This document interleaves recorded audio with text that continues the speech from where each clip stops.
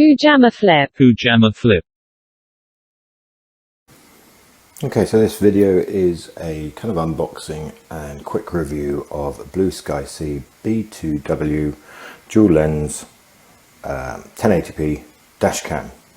So here's the box for it.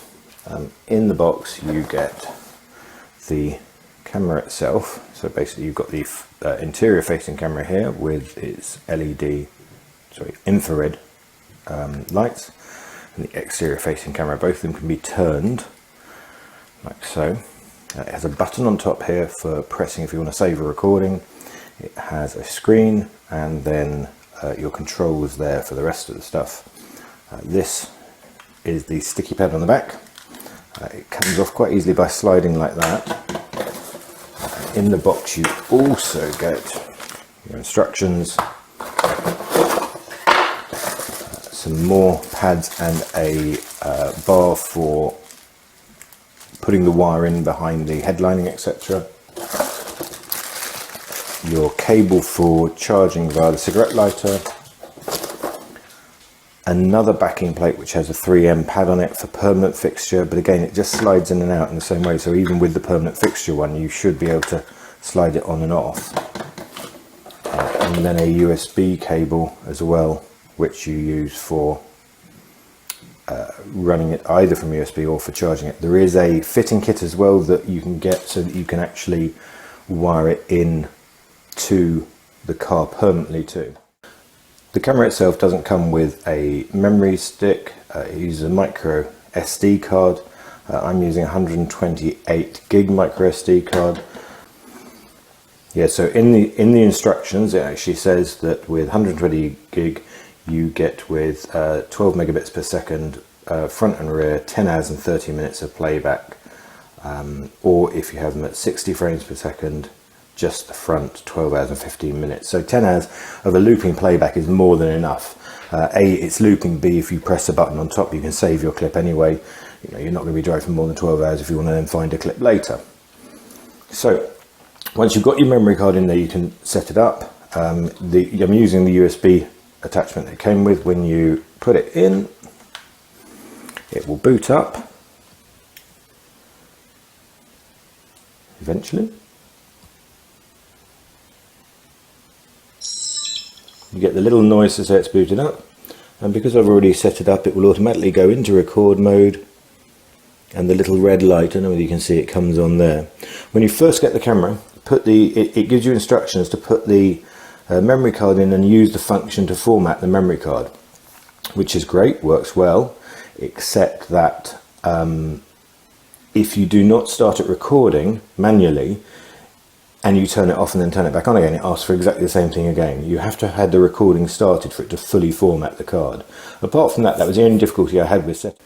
The menus are pretty easy. You go press menu and you get your menu up, scroll up and down to change what you need to. Your formatting's in there, everything you need is in there to set, and then you set it and that's it basically. And to go out of it you just press menu again. To take the recordings off the device, essentially what you have to do is either take the memory card out, or you can connect by an application on your phone. It gives you instructions how to get the application. It's a very simple application to use, and I quite like it.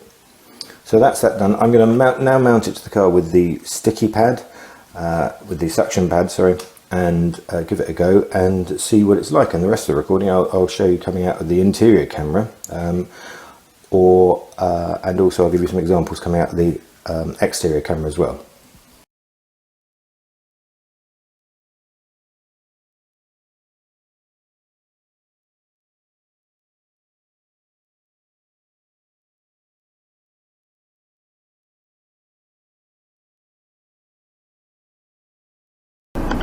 Okay, so that's the camera set up.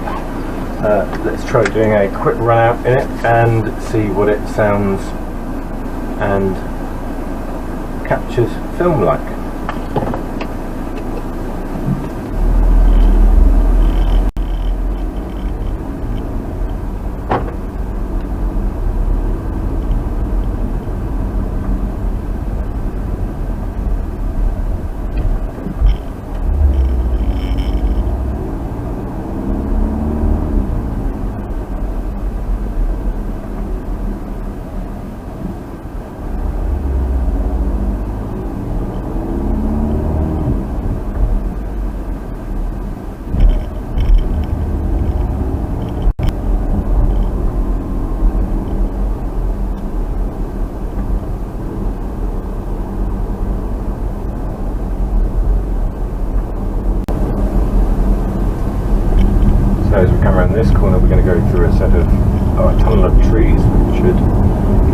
good idea about how it copes with a very sunny day mixed with a very dark bit of road.